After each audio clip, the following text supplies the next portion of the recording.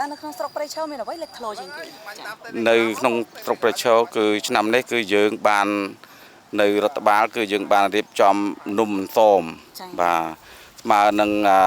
150000ដែលស្មើនឹងប្រជាពលរដ្ឋនៅក្នុងស្រុកព្រៃឈរបាទនៅក្នុងបាទហ្នឹងហើយមាន15ឃុំនៅក្នុងនោះហើយយើងធ្វើនៅប្រពធ្វើនៅវត្តទឹកឆានៅក្បាលទឹក2កន្លែងដែលប្រព្រឹត្តទៅនៅថ្ងៃទី14បាទហើយនឹងយើងនឹងមាន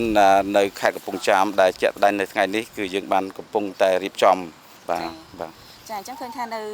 ស្រុកគឺយើងមានរៀបចំសង្ក្រាន្តដ៏ធំដែលមានអន្សមចុះសម្រាប់ខេត្តកំពង់ចាមបងប្អូនប្រជាពលរដ្ឋមកលេងនៅក្នុងស្តង់នេះតើតាមមានអ្វីផ្ដល់ជូនគាត់មានអន្សមដែរ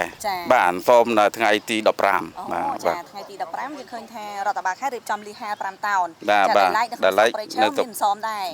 ចាអញ្ចឹងបងប្អូនប្រជាពលរដ្ឋដែលអញ្ជើញមកនៅថ្ងៃទី15នេះគឺគ្រប់ស្តង់ទាំងអស់ចាគឺមានការទទួលទានដោយសេរីដោយមានជាមួយនឹងផលិតផលផ្សេងគ្នាចាជាពិសេសគឺរដ្ឋបាលខេត្តរបស់យើងគឺលីហាចំនួន5តោនចាស្មើនឹងប្រវែង1200ម៉ែត្រចា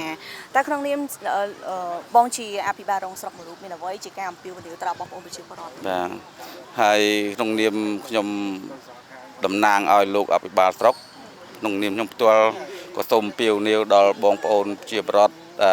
នៅស្រុកព្រៃឈរក៏ដូចជាទូទាំងខេត្តកំពង់ចាម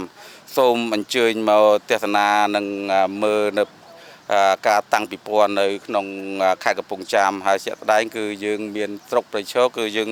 នៅក្នុងនោះមាន logo ដាក់រដ្ឋបាលស្រុកព្រៃឈរហ្នឹងហើយសូមបងប្អូនក្រោយពីចប់នៅខាងស្រុកហើយគាត់នឹងអញ្ជើញមកញ៉ាំលៀសហាលនិងនំសោមដែលមាននៅកន្លែងនេះដែរ